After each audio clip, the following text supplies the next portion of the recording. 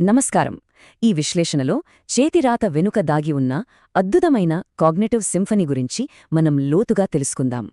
నిజానికి చేతిరాత ఏదో పాత అలవాటు కాదు సుమా, ఇది మన మెదడుకు అద్భుతమైన పూర్తి శరీర వ్యాయామం లాంటిదే. చూసారా, రాయడం యాంత్రికమైన పని కాదు. ఆలోచన, కదలిక మరియు జ్ఞాపకశక్తి ఇవన్నీ కలిస్తేనే ఈ అందమైన సింఫనీ. కీబోర్డ్పై చేసే సాధారణ ట్యాపింగ్కి ఒక పెన్ పట్టుకుని రాసేటప్పుడుండే పూర్తి ఏకాగ్రతకి చాలా తేడా ఉంటుంది.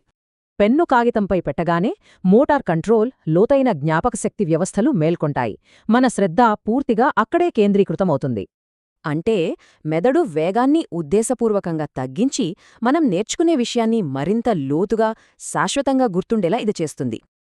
న్యూరోసైన్స్ ప్రకారం రాసేటప్పుడు మోటార్, సెన్సరీ, మెమరీ ఇంకా ఎగ్జిక్యూటివ్ విధులన్నీ ఒకేసారి అద్భుతంగా యాక్టివేట్ అవుతాయి. ఇలా అన్నీ ఒకేసారి పనిచేయడమే న్యూరోప్లాస్టిసిటీకి అసలు బలం. ఇది మెదడును సరికొత్తగా మల్చగలదు. ఇందులో అత్యంత ఆశ్చర్యకరమైన విషయం తెలుసా?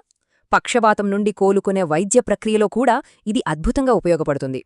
సరిగ్గా ఈ రైటింగ్ సర్క్యూట్లను లక్ష్యంగా చేసుకుని న్యూరల్ నెట్వర్క్లను ప్రేరేపిస్తే పక్షవాతం రికవరీకి అది ఎంతో తోడ్పడుతుంది.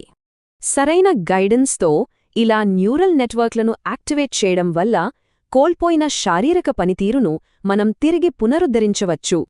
అందుకే చేతిరాత ఏదో గతం కాదు, అది భవిష్యత్తు కోసం మన మెదడుకు మనమిచ్చే అత్యుత్తమమైన శిక్షణ.